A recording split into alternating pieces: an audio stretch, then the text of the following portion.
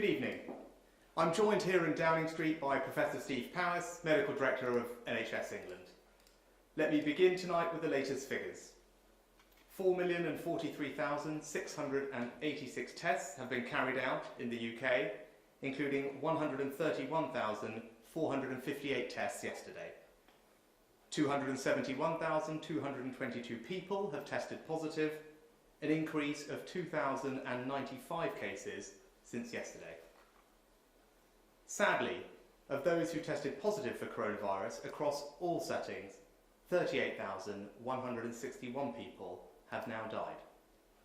That's an increase of 324 fatalities since yesterday. Our thoughts, as always, are with the family and friends of those who have lost their lives.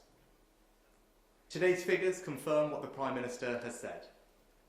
We are past the peak, we're flattening the curve. We protected the NHS and the number of deaths is falling. Over the coming weeks, we can now take careful but deliberate steps to reopen our economy. Across the country, office lights will be turned on and windows thrown open. Work clothes and school uniforms will be pulled out of the wardrobe. Shops and factories will start to hum with activity. As we enter this new phase, things will change. Businesses will need to become COVID secure to protect staff and customers. We will all need to stay alert as we go about our daily lives. And, as Britain returns to work, we need to adapt the emergency programmes we put in place to bridge through the crisis. Because of those programmes, our economic prospects are better than they otherwise would have been. We have provided tens of billions of pounds of tax cuts, tax deferrals, cash grants and discounted loans for businesses, income protection for millions of the self-employed, a strengthened safety net to protect millions of our most vulnerable people, and our job retention scheme has now supported more than 1 million jobs and over 1 million businesses. No British government, Labour or Conservative, has ever done anything like this. I believe it has made a real difference. But as we reopen the economy, there is broad consensus across the political and economic spectrum. The furlough scheme cannot continue indefinitely. 2 weeks ago, I outlined the principles of my approach. The furlough scheme will remain open all the way until October. We will ask employers to start contributing as we also introduce flexible furloughing. And employees will see no change to their level of support. As promised, I can provide more details today. I believe it is right, in the final phase of this 8-month scheme, to ask employers to contribute alongside the taxpayer towards the wages of their staff. But I understand too that businesses and employers have been through an incredibly difficult time. So I have decided to ask employers to pay only a modest contribution, introduced slowly over the coming months. In June and July, the scheme will continue as before, with no employer contribution at all. In August, the taxpayer contribution to people's wages will stay at 80%. Employers will only be asked to pay national insurance and employer pension contributions, which, for the average claim, account for just 5% of total employment costs. By September, employers will have had the opportunity to make any necessary changes to their workplaces and business practices. Only then, in the final 2 months of this 8-month scheme, will we ask employers to start paying towards people's wages. In September, taxpayers will pay 70% of the furlough grant, with employers contributing 10%. In October, taxpayers will pay 60% and employers will contribute 20%. Then, after 8 months of this extraordinary intervention, of the government stepping in to help pay people's wages, the scheme will close. The biggest request I've heard from businesses, large and small, right across our country, is to have the flexibility to decide what is right for them. So, to protect jobs and help businesses decide how quickly to bring their workforce back, we are introducing a new more flexible furlough. This is a critical part of our plan to kickstart the economy. The financial security of the furlough scheme has been a relief for many, but at the same time, people want to work. No one wants to be at home on furlough. No one wants to feel unable to contribute. So HMRC and the Treasury have worked hard to put the flexible furlough in place, not from August the 1st as originally planned, but from July the 1st, 1 month early. From July the 1st, employers will have the maximum possible flexibility to decide on the right arrangements for them and their furloughed staff. For instance, if you were watching at home and on furlough, your employer could bring you back 2 days a week. They would pay you for those 2 days as normal, while the furlough scheme would continue to cover you for the other 3 working days. To allow us to introduce this new flexible furlough from July the 1st, we will need to close the old scheme to new entrants on June the 30th. Employers wanting to place new employees on the scheme will need to do this by June the 10th, to allow them time to complete the minimum furlough period before then. Alongside the furlough scheme for employees, our economic response has also supported the self-employed. 2.3 million people have now applied for our income support scheme. I know people have been waiting to hear whether the scheme will be extended, and I understand people have been anxious. I can confirm today the self-employment income scheme will be extended with applications opening in August for a second and final grant. The final grant will work in the same way as the first did, paid out in a single instalment covering 3 months' worth of average monthly profits. To maintain the sense of fairness alongside the job retention scheme, the value of the final grant will be 70%, up to a total of £6,570. Otherwise, there will be no changes and no further extensions to the schemes, which continue to be some of the most generous in the world. Our economic response to coronavirus was designed to keep people in work, protect people's incomes, and support businesses, all to give us the best chance of recovering quickly as the economy reopens. These measures have been on a scale unmatched by any government in recent history. But I do want to acknowledge that we haven't been able to support everyone in the exact way they would want. I understand some people have felt frustrated, but you were not and have not been forgotten. Even if you don't qualify for the furlough or self-employment schemes, we've provided a wide range of support, from discounted loans to tax cuts, mortgage holidays, and enhanced welfare.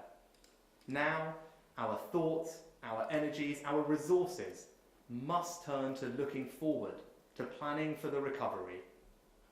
And we will need the dynamism of our whole economy as we fight our way back to prosperity.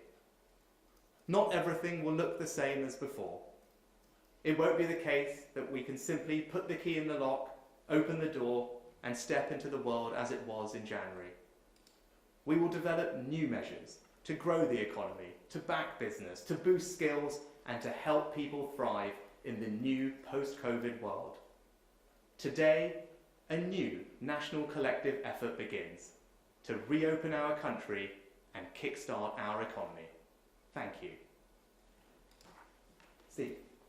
Thank you, Chancellor, and good afternoon, everybody. I'd like to take you through today's data slides. The first slide, as ever, provides some data on social distancing and how our response has been to our social distancing guidelines. And this is information coming from the Office for National Statistics, Opinions and Lifestyle Survey, 21st to 24th of May. And that shows that 88% of adults have avoided contact with older and vulnerable people, that 98% of adults have said that they have tried to stay at least 2 metres away from other people when outside their home. 29% of adults are now using a face mask, a face covering, when outside their home to slow the spread of COVID-19. And 39% of adults in employment have been working from home, compared to around 12% last year. So again, good evidence of compliance with social distancing measures. The next slide takes us into testing and the number of new cases. And as you can see in the top graph, the number of tests undertaken each day has been increasing, and that's increased very much during April and into May. And you can see that that number continues to be at a level above 100,000. On the bottom graph, you can see the new confirmed cases that have come out of that testing. And you can again see that there is a steady decline in those numbers, particularly noticeable on the 7-day rolling average. But as I think the Chief Scientist said yesterday, the Office for National Statistics survey of random household individuals show that there are indeed more cases than are coming forward as part of this testing programme. And now that Test and Trace is in place, we anticipate that that gap might close between those two figures. Next slide. So now we look at data from hospitals. So the first shows the estimated new daily admissions with COVID-19 in England. That's the top graph. And you can see that there has been a steady decline in the number of new daily admissions since the middle of April. And that decline is still there, perhaps slowing a little, but we are still seeing that decline. In the bottom graph, you can see data concerning our sickest patients. Fortunately, those that require treatment on our intensive care units and require mechanical ventilation. And this is expressed as a percentage of our total mechanical ventilator beds occupied by COVID-19 patients. And you can see that in all 4 countries that again has been steadily declining since April, again showing the effect of social distancing measures in our sickest patients.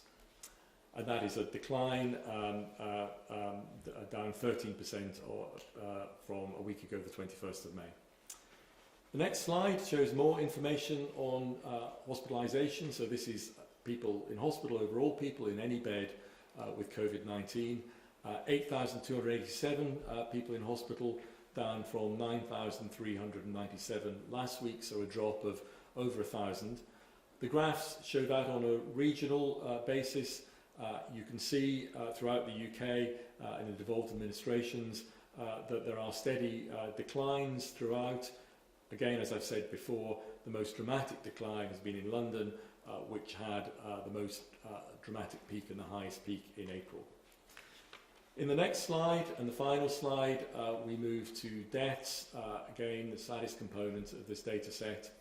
Again, you can see that the key measure here is a 7-day rolling average, which takes out the variation that we see from day to day, and particularly the reporting variation at weekends.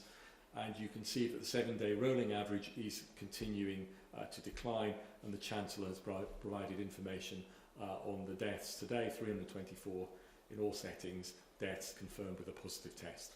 Thank you. Thanks, Steve. If we turn to questions from the public, can we start with Will from Manchester?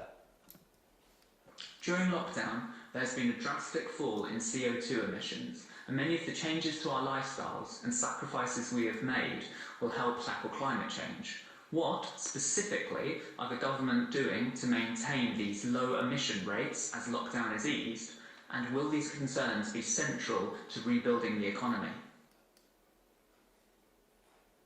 Thanks, Will. Really important question. What I'd say, a couple of things. The most obvious and immediate change that we've seen is how people are getting around, commuting, seeing people, and using cycling. And I think that is a trend that hopefully will stick. More people have discovered cycling. That is something that we can all do. Good for the environment, but also good for our health and well-being. To your broader question about climate change and tackling net zero being part of our economic recovery, absolutely.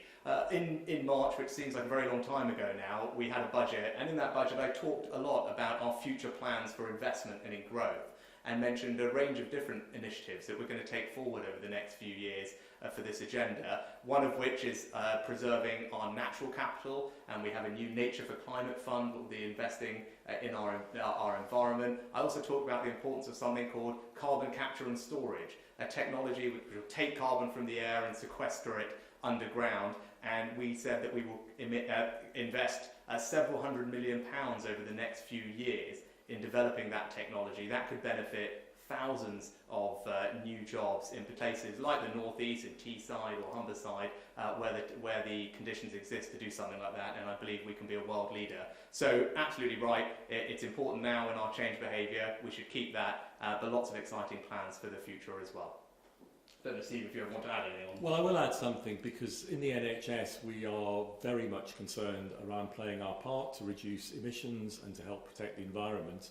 And the long-term plan that we published over a year ago really did focus on this too. If I give you one specific example, one of the things that we wanted to achieve in that long-term plan was to significantly reduce the number of face-to-face appointments in hospitals. A lot of those appointments can be managed remotely, digitally, on the telephone, by other methods. And in doing that, we knew that we would cut down the amount of NHS-related transport that people need to use to get to those appointments. And we have estimated that up to 5% of traffic during a normal week might be NHS-related. So that would have a significant impact, and of course it would protect some of the patients that we have to see. So our respiratory patients, our patients with chest disease, who of course can be affected by pollution in the environment. And I think one of the things that we have seen during the coronavirus crisis over the last month is that we have moved very rapidly to implement some of the changes that we wanted to make. So we have very much increased the number of remote, digital, telephone consultations, both in hospitals and in general practice and in other aspects of community and primary care. And we really want to hold on to that. That was something we were going to do anyway. And so as we come out into the new world of managing COVID going forward, we want to ensure that we keep that approach as much as possible to benefit patients, to do things better for patients, more simply for patients, but also to protect the environment. Brilliant, thank you. If we turn next to Simona from Eastbourne with a written question. Simona's asking, what is the government doing to support women returning to work from maternity leave and who have no childcare and can't be furloughed? Simona, thank you.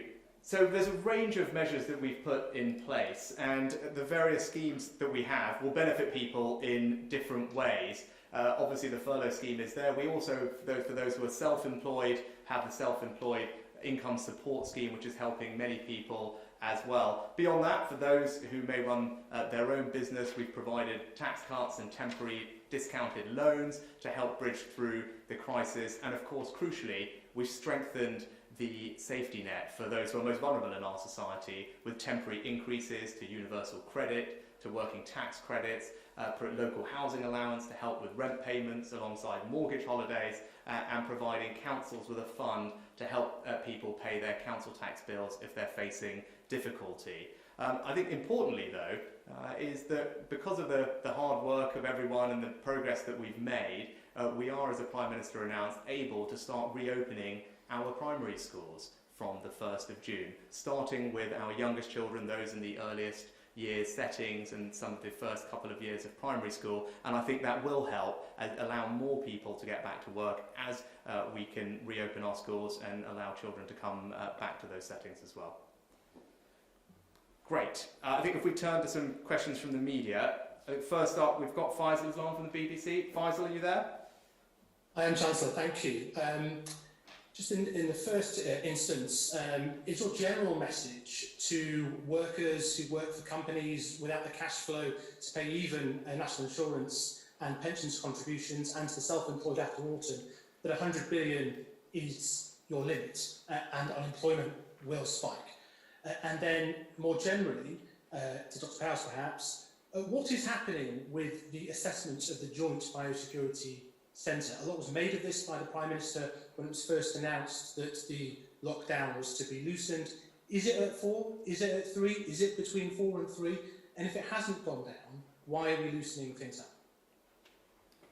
Thanks, Faisal. So in terms of your question about the employer contribution and will employers be able to meet it, well, I'd say a couple of things. First of all, in aggregate, the scheme is, I think, very generous. 8 months is a long time to have the support. If you look at the total employer contribution over that entire period on a typical employee, average employee on the scheme, it will amount to the employer making a 5% contribution the total employment costs they would have otherwise have faced over those 8 months, they'll actually only have to contribute 5% of that if they were there for the entire time. So I do think that is reasonable and affordable. And that first month that you talked about in August, because we're only in that month asking employers to contribute national insurance and the auto-enrolment pension cost, we know from the numbers that we have that around 40% of all employers currently don't pay those at all because they don't they're not eligible to have to pay them. So in the first month, around 40% of people won't be affected by that change at all, which gives all of those probably smaller companies an extra month of breathing room. In terms of cash flow, which I think is a very fair question, we're very focused throughout this entire crisis on making sure we provide liquidity support to businesses. We have a range of loan products available which have proved to be successful. 600,000 bounce-back loans have now been issued to small businesses up and down the country. And with the furloughing schemes, we've designed them in a way that companies can apply in advance of payroll, so they receive the grant from the government so that they can help them use that grant to pay their payroll as well, which was a big ask from business, and we were able to design the schemes in a way that did that, which also will help with cash flow. Steve, do you want to take the other question? Yes, thank you, Faisal. So on the Joint Biosecurity Centre, as you probably know, that is currently under development. It is setting itself up with advice from various government departments. I know it is feeding its information, even at this early stage, into the 4 chief medical officers who have to think about alert levels across the countries in the UK. I think from the NHS point of view, if I can speak from the NHS point of view as NHS National Medical Director, one of the key things that we need to ensure is that we are linked into the Joint Biosecurity Centre so that any changes in alert levels or any changes in early warnings around the transmission of the virus can be used by the NHS in determining its planning going forward. So we need to be able to respond, as we did so magnificently in April, to a surge. If we see a change in the amount of infection in the community, the NHS needs to be able to do that again. So for us, it's really important that we link in to the centre so that we have that dialogue and understand when we might need to adapt what we're doing. Faisal, anything to follow up on? Just can I check that 100 billion number? Is that roughly what we're looking at for the total cost of the 2 schemes over 8 months? And then again, just to Dr. Powis, what has gone on with the testing numbers? For 6 days, we didn't have people tested numbers. Have you sorted out whatever the problem was there? I think, Faisal, in terms of the cost estimates, as you know, the Office for Budget Responsibility have provided a range of estimates which I would point you to. And we publish, obviously, a weekly calculator or weekly projection of where we are in the scheme and the total claims. It's difficult now to say what the aggregate cost over the entire life will be, because now that we've introduced part-time furloughing for the last few months of the scheme from July, that will obviously adjust people's working patterns, bring people back from furlough into work. It's difficult to predict precisely exactly how that will work, so I can't give you a precise estimate, but I would refer you to the OBR numbers, which I think you referenced, which are probably the best estimate that we have at the moment from anyone who's looked at this in detail. I can't give you a specific answer on the testing numbers, but testing is increasing all the time. And this week we have started adding in the antibody test, the serology test, that tells you whether you have had the virus rather than whether you've got it. And that is being rolled out now in hospitals and healthcare facilities as we speak. Brilliant. Thank you, Faisal. If we could turn next to Ed Conway from Sky. Ed? Yeah, thanks, Chancellor.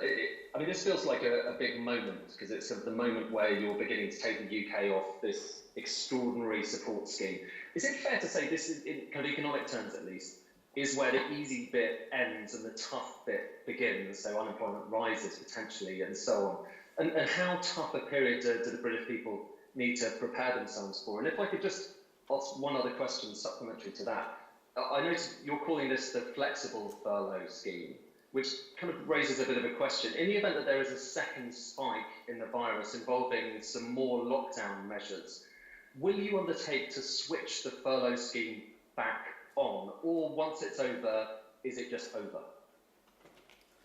Thanks, Ed. I think, let me answer your first question about difficulty. I'd say that many businesses already have been facing an enormous amount of difficulty. Many people have already been facing an enormous amount of difficulty. And you asked about unemployment. despite this extraordinary and significant intervention that we've put in place, I can't and we can't protect every single job and every single business. I have aimed and tried to make the scheme as generous as possible in terms of its duration, its flexibility, the contributions we're asking, to try and protect as many of those jobs as possible, and indeed people like the Office of Budget Responsibility or Bank of England, or indeed I think today the Institute for Government, have talked about the fact that the scheme has achieved that aim and will mean that we are in a better place than we otherwise would have been. But I agree with you, there will be hardship ahead for many, and that rests heavily on my shoulders. I'm very conscious of that, and we are working very hard, and I will work very hard to make sure that all of those who do lose their jobs as a result of what's happening, that I'm working as hard as I can to get them back into work, in good work, as quickly as possible. With regard to the scheme, I said this scheme, as it stands in a national way, in the way that it's designed, will end in October. But if you look around the world at how long people have put these in place for, I think that compares very favourably. 8 months, as I said, is I think a generous and long period of time, and allows companies across the UK to slowly ramp back up and gives them the best possible support that it can to do that.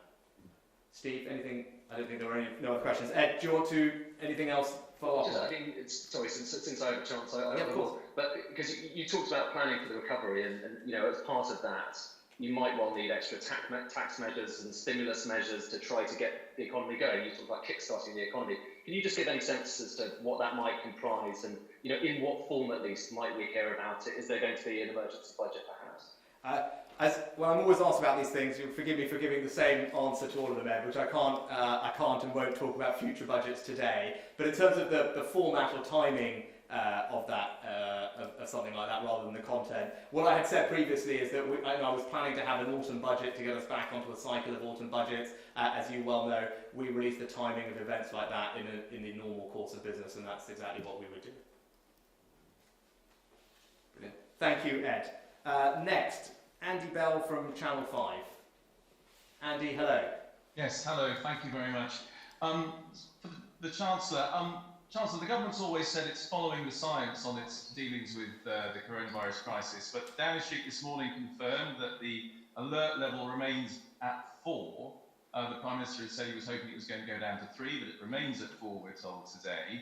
And under the government's own definition of these levels, it's only at 3 that you can have the gradual relaxation of restrictions, but we're going ahead with the relaxation of restrictions, certainly in England. Does that mean we're no longer following the science? We're prepared to take decisions based on other factors? And Dr. Powis, how worried are you that we're just being a little bit too risky about how we're going forward with relaxing these restrictions?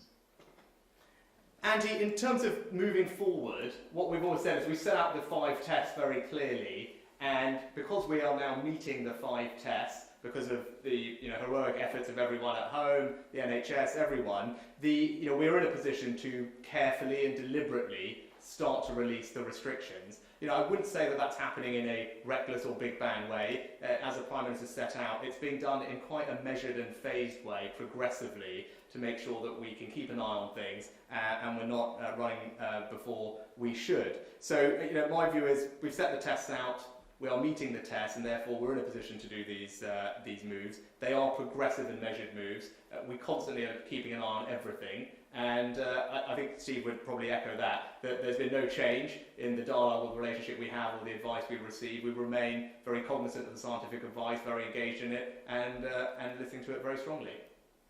Yes, well, as you know, the important thing is to keep the transmission rate, that R rate below 1, because that means that the number of infections is declining over time rather than increasing. And of course we all want to ensure that remains the case, and the scientific advice to the government will be how that can be done through a range of different measures or approaches. But I think it's really important going forward because we still do have infections in the community, 7,000 or 8,000 according to the Office for National Statistics, as I said earlier. It's really important that we monitor infection rates in the community very, very closely. And if there is any hint or any sign that the infection rates are going back up, that the R rate is going above 1, that action is taken to ensure that R goes below 1 again. And that would be the scientific advice, and I'm sure the government would also want to take account of that advice as well in keeping R below 1 so that we can avoid any second peak or any second increase in the virus. Andy? Yeah, can I just come back on Of that? course, I mean, yeah. it just sounds like the Prime Minister was clearly hoping we would be able to say we've gone from 4 to 3. We haven't done that, and yet we've pressed ahead anyway. It does rather look like the decision had been taken, and whatever with the advice coming, we've pressed ahead regardless. No, I'm not sure that's right. I mean, when we've made these decisions, we've always done them in conjunction with the latest scientific advice, and Steve and his colleagues are completely aware of everything we're doing. I think the other thing that Steve touched on, which I think is important, and certainly has been important in the conversations I've had with Sir Patrick or Chris Whitty, are around our ability to now keep an eye on things, which because of the test, track and trace system, because of our new surveillance operation and the information we're gathering, that's something that has changed from where we were previously. We now have stood up, I think, in a very impressive effort, and I pay tribute to all the people involved in it, this ability to really track what is happening, measure what is happening across the country, and react quickly, if need be, in a more targeted fashion. And I know that's something that all of the scientists were keen for us to put in place, and helps give them confidence that we can move forward in this way, but we will be able to spot problems and react quickly and in a targeted fashion should the need arise. Brilliant. Turning next to Anna Nikolova from the Daily Telegraph. Anna, hi. Hi, Chancellor. Many businesses have said they'll struggle to stay afloat with a 2-metre distancing rule in place, in particular in hospitality. This week, the Prime Minister suggested he would like to see the 2-metre rule reduced. Would you like to see it reduced? Well, I agree with the Prime Minister, and I think what he said was we would keep it under review as we do all of the health restrictions and measures that we've put in place to help tackle the virus.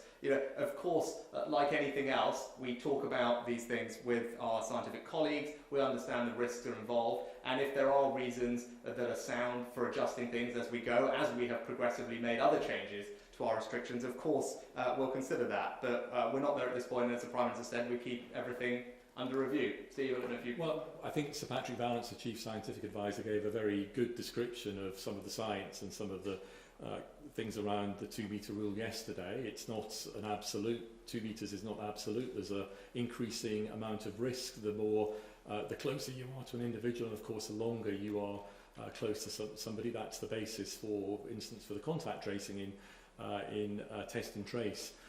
And there are a number of other mitigations that can be taken around that 2-metre rule. I don't think the scientific evidence has changed, and the scientific evidence will continue to be presented to the government. And of course, if new evidence becomes available at any time, of course, that must be taken into account. But I don't think the science has fundamentally changed. Anna, anything else? Well, just circling back to your the tax question earlier, you said you don't want to comment on future budgets, which is understandable, but the Prime Minister this week, in answer to that question, reaffirmed that he would maintain the commitment to all Tory manifesto pledges, which include the triple tax lock. Will you also now reaffirm that you will not get rid of that manifesto commitment? I say, as always, Anna, I agree with the Prime Minister, and we go back to what I said before. I'm not going to write future budgets today. Brilliant. James Tapsfield next from the Mail Online. Thank you, Chancellor. So far, the public sector has escaped the furlough, wage cuts and the wage redundancies in the private sector. Everyone will want to protect the NHS and frontline workers who protect us during the crisis. But is it really going to be possible to shield the wider public sector from the economic fallout we face? And to Professor Powis, do you think there's a safe way to share a barbecue, or should we perhaps all be looking more to picnics over the coming weeks? Thanks, James. Our public sector workers have done an amazing job, many of them on the front line, obviously in the NHS, but also in local councils up and down the country, helping us respond. And now school teachers will also be, over the last few weeks, have been making changes and getting ready to work in a new way to welcome young children back to school, which is fantastic, and they all deserve our praise and thanks. I think if you were asking if I understood rightly about future pay and the situation for public sector workers. I mean, many people in the public sector are in the middle of multi-year pay deals. For example, nurses for the Agenda for Change deal is in the midst of it. And many last year, you remember we had, I think, an inflation busting pay rise for about 1 million public sector workers. There's a process that happens. There are pay review bodies that provide advice to the government, collect evidence, and that process will be underway as normal, and that will be the mechanism through which those decisions are made later on this year. Well, I think if you're in a garden, private garden, having a barbecue, whether you're in a park, the fundamental rules around safety remain, which is the 2-metre rule, is to stay distant from each other at all times, to maintain hand hygiene, to ensure your hands are clean, washing your hands frequently. So I think it's those general principles around safety and reducing the risk of transmission which need to be applied in any setting as those lockdown measures begin to be relaxed and more individuals can get together, maintain social distancing, maintain hand hygiene. Brilliant. Anything else, James? If I may, Chancellor, I was just wondering whether you considered whether it would be appropriate for ministers to take a pay cut in solidarity with a lot of workers who are facing the same as has happened in places like New Zealand. I wasn't aware of that happening in New Zealand, but thanks for letting me know. Again, I with all public sector pay, there's probably a process for that as well, which of course we'll look into. So thanks for flagging that to me. Next and finally, Nathan Stanley from the Hull Daily Mail. Yes, thank you, Chancellor, and good afternoon. First part of my question is for Professor Powis. This week, localised data from the Department of Health suggests that Hull still has a high infection rate compared with other parts of the country that perhaps experienced their peaks earlier on in this pandemic. Does that mean that Hull is still susceptible to the virus as these restrictions are lifted across the board? And does it mean that people in Hull are more likely to see local lockdowns imposed? And then secondly, to the Chancellor, Hull has one of the worst unemployment rates in the country. National Holidays has gone bust this week. P&O has said it's going to need millions if it's going to survive this crisis. The caravan industry, which is a huge employer up here, is really struggling. So, A, what is your message to people in Hull who are struggling during this crisis? And B, you know, the billions that you sort of spoke about today, I know Faisal from the BBC asked about the cost of these schemes.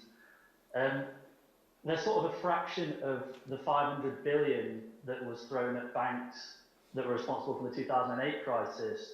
So can this Tory government pledge to support the workers that it's been protecting throughout after the months and years after these schemes elapse? Thanks. And I think if I go first, I mean, in terms of specific support to Hull businesses, like businesses up and down the country, many businesses in Hull would have received holidays for their business rates for the entire year, cancellation of business rates. You talked about the tourism industry there and caravan, so that industry has particularly benefited from a complete cancellation of its business rates. I think around probably 4,000 or so businesses in Hull would have received a direct cash grant from the government of £10,000 or £25,000 if they're smaller or businesses in the most affected industries like hospitality and leisure, and of course they have access to all the discounted loans and other things that we've done. I think a broader point I would say, just going back to what I said earlier about kind of our ambitions for net zero. In the budget I outlined a range of investments in our regions up and down the country over the next few years, and a place like Hull will be a beneficiary of that. We talked about carbon capture and storage in an earlier answer, and obviously the region around Hull has seen amazing growth in offshore wind production, and carbon capture and storage again is something that could be a growth industry for a place like Hull. So I actually think there are lots of opportunities that this government will provide for everyone living in Hull and the region to participate in future growth. And with regard to standing behind workers, I think absolutely that's what this government has done. The furlough scheme, which we've talked about today in particular, was perhaps the most strongest expression of our values as a government and our desire to stand behind those working in this country who, through no fault of their own, have faced a very difficult time over the last few months. That's why we put this extraordinary and unprecedented intervention into place, to do exactly that, to stand behind Britain's workers. And on local infection rates, Nathan, I think you're quite right. There will be variation in the amount of infection around different parts of the country. That's not unusual in an infectious disease. For instance, in the flu season, which we have every winter, we see variation in the amount of flu in different parts of the country as we go through the winter months. I think the second important point, though, is that our estimate of the R number across all regions in England and parts of the UK is that it is below 1, which means that although there might be some difference in underlying infection rates, the trend is downwards in all parts of the country. And then on the point about whether there might need to be local lockdowns or restrictions, I think what we might find as we continue to see a reduction in the amount of infection is much more localised outbreaks. And we know that we can see outbreaks in infectious diseases, and this in one sense is no different in areas where people are living closer together, so dormitories, for example, prisons might be another that we've talked about, and I think that will require local intervention, local public health intervention to manage those localised outbreaks. And in an earlier question we talked about the Joint Biosecurity Centre, so the JBC and Public Health England. One of their key things will be to ensure that we detect those outbreaks, localised outbreaks, very early, and the appropriate interventions are made to ensure that the transmission between individuals is broken and the outbreaks dissipate before they can become a wider problem within the community. Brilliant. Thank you, Nathan. I think that brings us to the end of today's press conference.